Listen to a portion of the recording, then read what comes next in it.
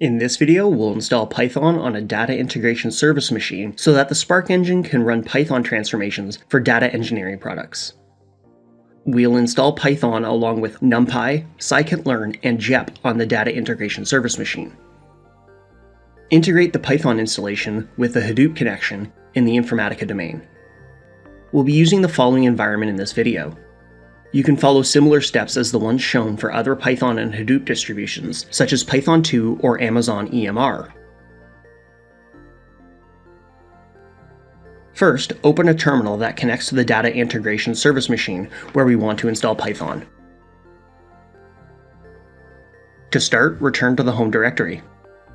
Then we'll need to install a few packages.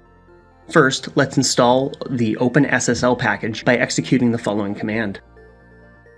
If this package is already installed, like us, it reads nothing to do. Next, let's install zlib. Finally, we need to install libffi. Then download a Python distribution. Let's extract the files. Before we install Python, create a new directory. Let's also set up a working directory. Here's what I want my working directory to look like. This is just my preset working directory that I can check by running the pwd command. To set up a working directory, create an environment variable and set it to the present working directory. We can echo the working directory to check that it's been set up properly. Let's go into the Python package we just extracted and configure the Python installation in the Python 3 directory under the working directory.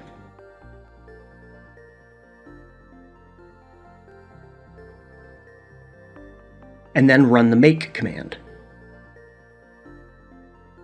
After that, run make install. Now that Python is installed, let's set a few environment variables.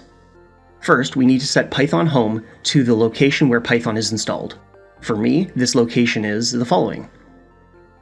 We also need to set ld library path. This is the lib directory under Python home. Then set the path environment variable. Now, let's go to Python home.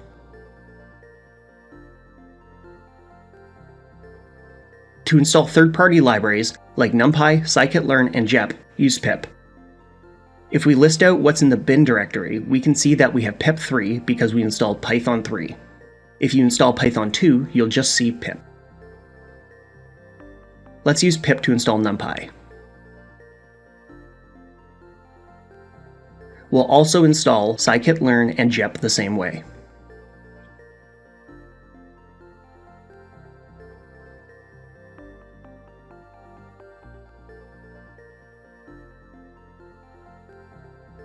Now that we have both Python and our third-party libraries, we can copy the Python installation to the Informatica domain. On my machine, the Informatica domain is here. We can store this location as an environment variable called info_home.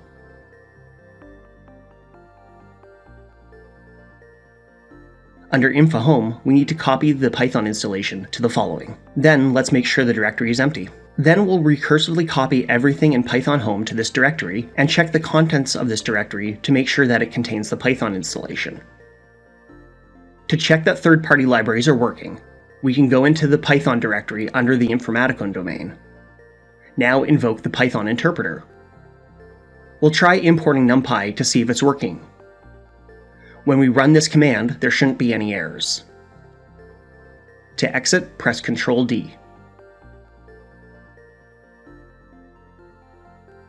We're ready to integrate the Python installation with the Hadoop connection. Let's open the Administrator tool, navigate to the Connections tab, and choose the Hadoop connection that we want to use. Click the Edit icon for the Spark configuration, and then edit the advanced properties. Here, we need to configure two properties for batch mappings. First, we'll configure the directory for where we copied the Python installation. The other property we need to configure refers to the Python executable binary.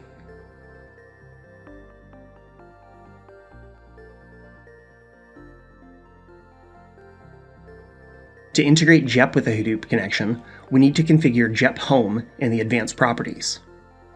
Jump back to the terminal to find JEP.